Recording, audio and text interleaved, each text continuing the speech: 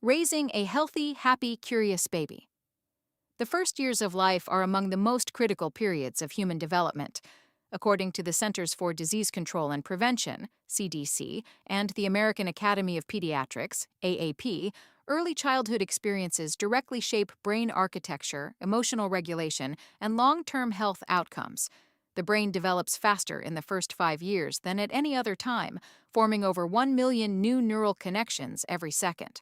What parents do, say, and provide during this window has lasting consequences. This guide addresses common mistakes caregivers make and explains, based on established evidence, how to avoid them. 1.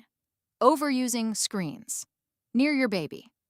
The American Academy of Pediatrics recommends avoiding screen exposure entirely for children under 18 months, with the exception of video chatting. Research consistently shows that background television reduces the quantity and quality of parent-child verbal interaction. Even when a baby appears not to be watching, nearby screen noise disrupts attention, reduces language development, and interferes with sleep. Passive screen exposure does not teach language. Babies learn through direct, reciprocal human interaction, not from audio-visual media. Parents should keep screens off during feeding, play, and family time to protect the developmental environment. 2. Inconsistent sleep and irregular routines.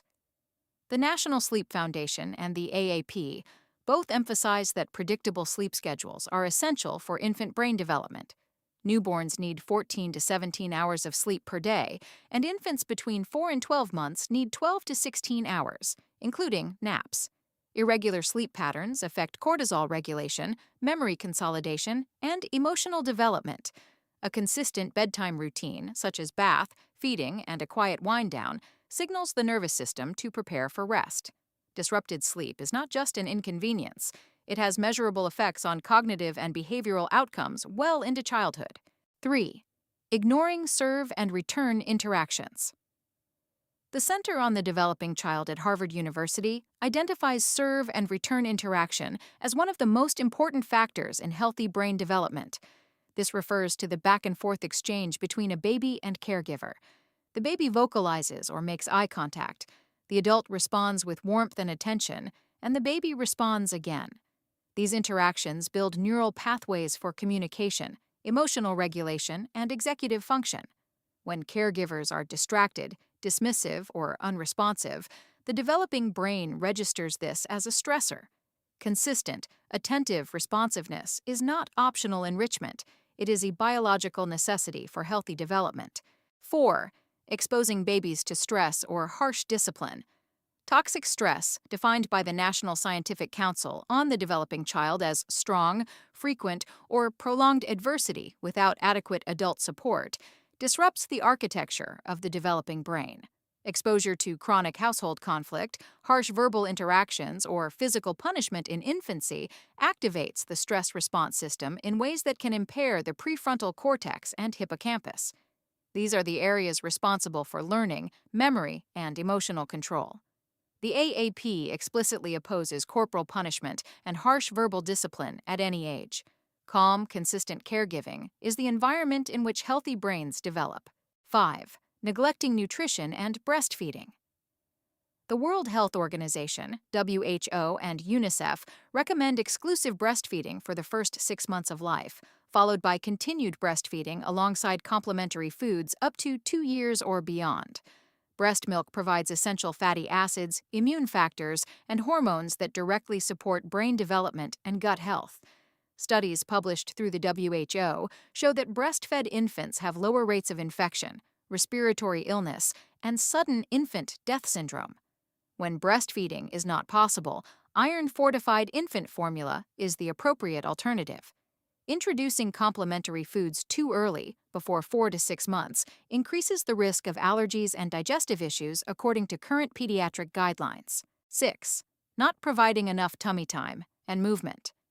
The AAP recommends tummy time beginning from birth, working up to at least 30 minutes per day by the time the baby is 3 months old. Tummy time strengthens the neck, shoulder, and core muscles needed for rolling, sitting, and crawling. It also reduces the risk of positional plagiocephaly, or flathead syndrome, which develops when babies spend too much time on their backs without supervised prone positioning. Movement is not just physical development. Motor milestones and cognitive milestones are deeply connected. Limiting free movement or keeping babies confined in bouncers and swings for extended periods delays the sensorimotor experiences the developing brain requires. 7.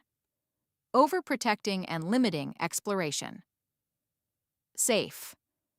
Exploration is essential for cognitive and emotional development.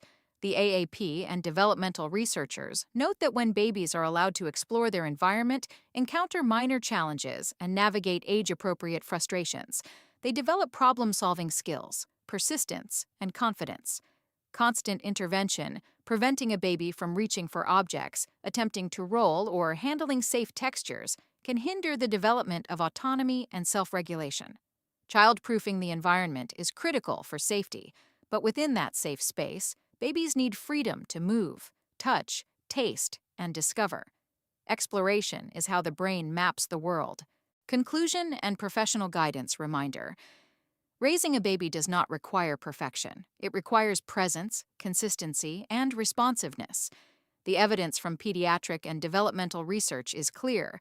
A baby thrives when held, spoken to, fed appropriately, allowed to move and explore, and protected from chronic stress. Most of the most damaging mistakes are not dramatic. They are the quiet, daily patterns that either build or erode healthy development over time. Every caregiver should maintain a relationship with a trusted pediatrician and schedule regular well-child visits according to AAP guidelines. These visits are the opportunity to track development, ask questions, and catch any concerns early. The foundation laid in the first years shapes everything that follows. Thank you for watching. I'm Angela. See you in my next video.